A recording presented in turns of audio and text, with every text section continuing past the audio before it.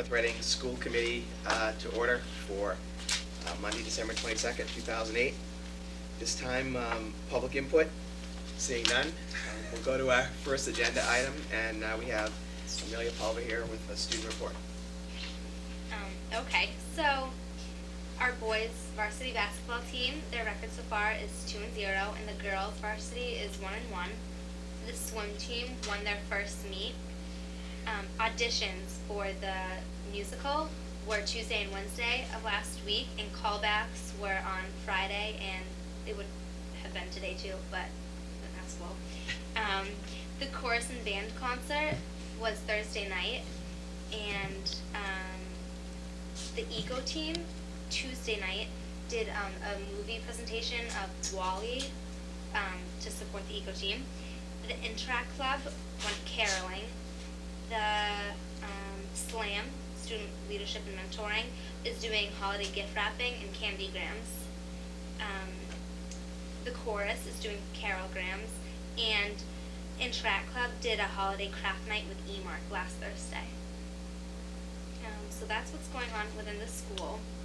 For a student work, I would have brought in my actual project, but it was in my class, so I couldn't grab it today.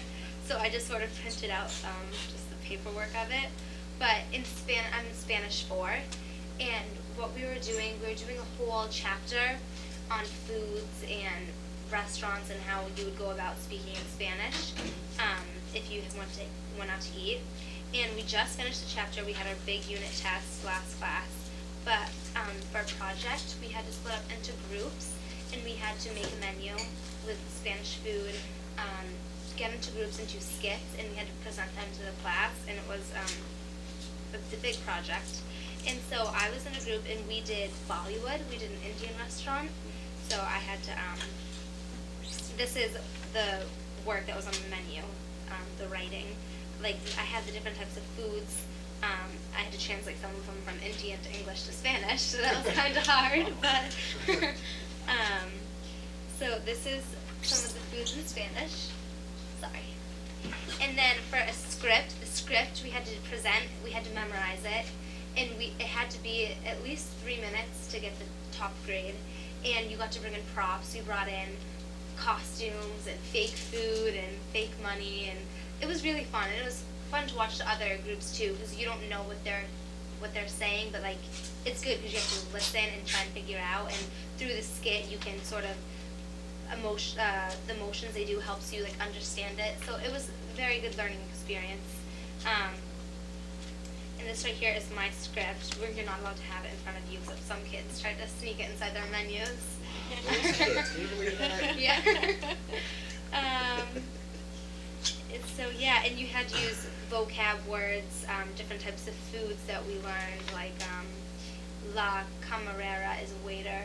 We had to use certain phrases like buen provechos, enjoy your meal. So those are the types of phrases we put in our skit, and I don't know if you'll understand this, but you might. This is the Spanish skit that we typed up. Hola, Isabel. ¿Cómo está? So that was the Spanish 4 class is doing, and now after vacation we'll be starting a new unit, which I don't know what it's going to be, but I'm excited. Great. And I'm sure you, like all the other students, thank Dr. Troughton for the extra day off today. Yes, thank you. She does have a request for tomorrow. No, and no children, no children, sorry, there will be school tomorrow. Unfortunately, there is school tomorrow. Just letting everybody know. So, thanks, Amelia. Any questions for Amelia? In your Spanish 4 class, this is what, a year short of the AP Spanish? AP Spanish you can take next year, or Spanish 5. Okay. Do you have a textbook for this class? Yeah. Do you do anything as far as like listening to tapes and practice speaking, or? Spanish 4 doesn't. Our teacher said that if we have time, she might get us the cassettes and let us do some listening that the AP gets to use.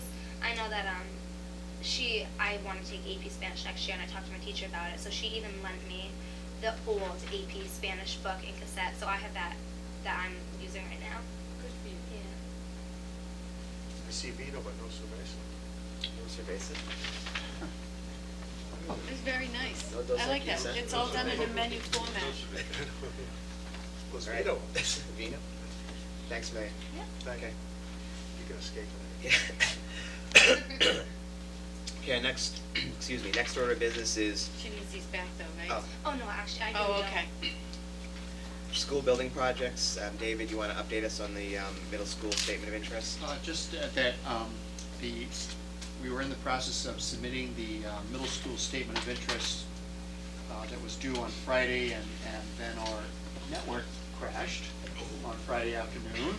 And so we'll be submitting it soon, but the deadline was, this was an extension, so. And of course, the state workers were not in on Friday, that's so right. I couldn't Good. contact them either. But I did speak with them today, and they're going to see if there's a way to reopen it up, but we should not have a problem doing it. It's all ready to go, it just needs to be submitted electronically. Okay. All right, any questions? Okay, next, and we have a pretty slim agenda, so we've probably spent a little time on this, a good amount of time initially. We have the first cut at the fiscal year 2010 preliminary budget, and I guess I'm gonna let Mr. Nelson and Dr. Troughton take over from here and present us what they have in the budget.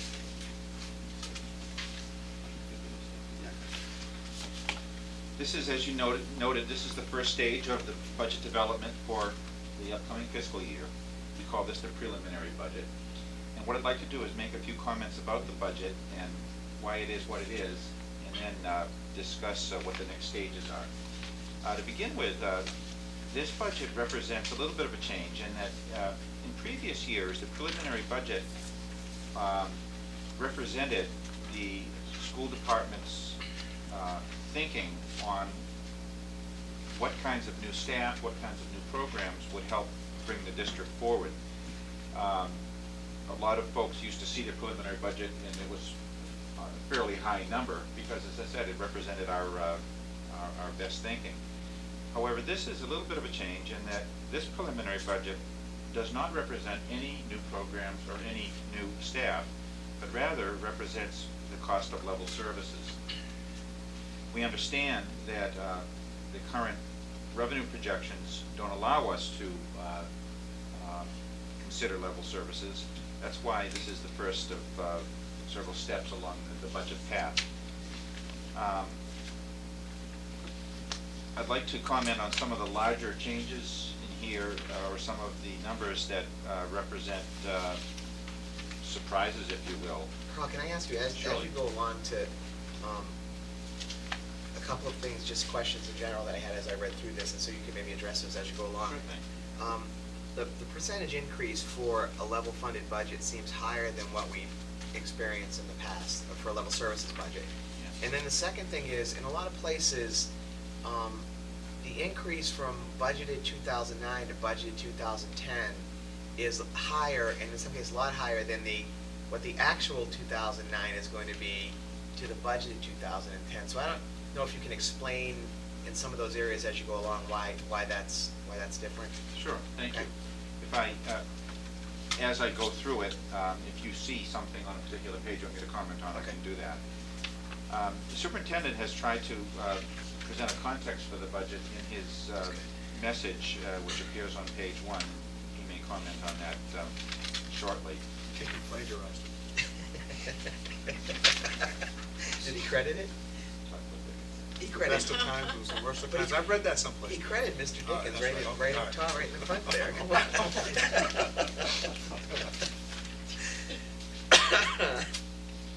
On page 2, you see a page that's called Budget Drivers. And this begins to get at why one budget is so much higher, why this year's proposed budget is higher than the present year. What I've tried to do here is note what the primary aspects of the budget are that caused the increase. And as would be no surprise, the primary budget driver are salaries. In fact, 73% of the difference between this current year and the preliminary budget for FY10 are explained by increases in salaries. The school committee knows that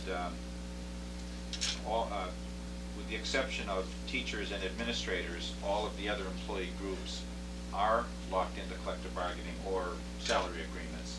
So for those employee groups, we've quantified those costs in this budget, and we've made budget assumptions for the groups that do not have salary agreements, the specifics of which are best left to executive session probably. But we do have a salary pool in this budget which attempts to estimate the costs of those Okay. non-agreed So there is to. a pool built in, that's one question I was gonna ask you. Yes. Okay. And as you said, in executive session, we can start discussing specific numbers, okay? I think if there is a surprise in this budget, I don't know if it's really, surprise is the best term, but the next item of special education, we have a $275,000 increase forecast in special education.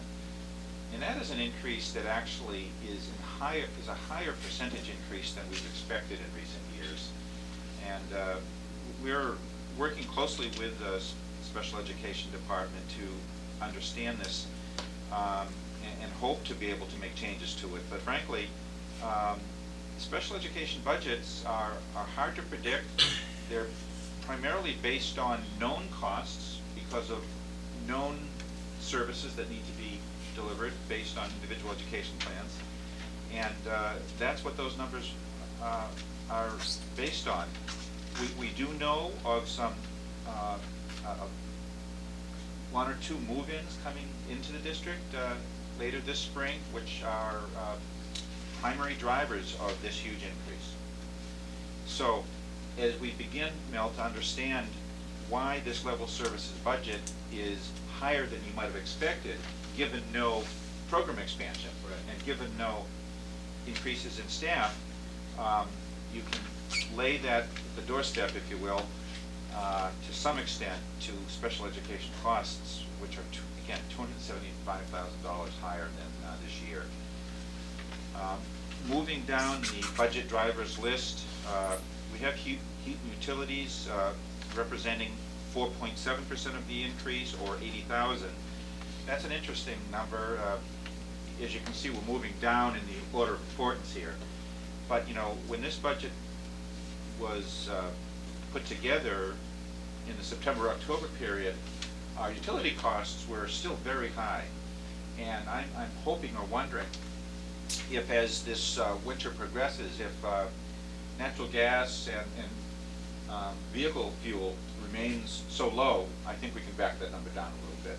Carl, one concern I'd have there, the electric bills seem to be exceedingly high. I know my personal bill at home is twice as much as I was paying last year for even less usage, so that's one concern I have, is with the electric bills. Well, So that may balance off Sure. any savings on the other side. So, you know, those are your top three, and then as you move down, we have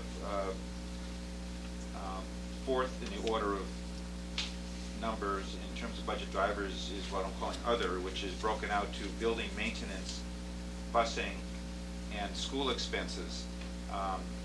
I'll get into greater detail as the budget process continues, but I'll make a comment on building maintenance. You know, trying to keep the costs of building maintenance at 2%, as we've been doing in recent years, is not possible. It really isn't. I mean, building maintenance, for example, just includes, give you just a quick story. Snow removal costs this weekend were tremendous. I mean, we had to bring our entire custodial crew in on an overtime basis on a Sunday. For the average employee worked 10, 12, 14 hours yesterday. So you have those kinds of costs. Why is that? Why were they called in on a Sunday when school's canceled on Monday? Well, we We're hadn't hoping to canceled have- until last night. Yeah, we're hoping to have school. Plus, on. you gotta get it done. You have to have the perimeter Yeah, but roads they would cleared. have all Monday to do it. The kids aren't here. Yeah, but I think the plan was to try to have school open, right? And when Yeah. David talked to our director of buildings last night, he said they just weren't gonna get to everything, so. the intent is, of course, to try to keep them open. You have to have the perimeter roads cleared for public safety purposes.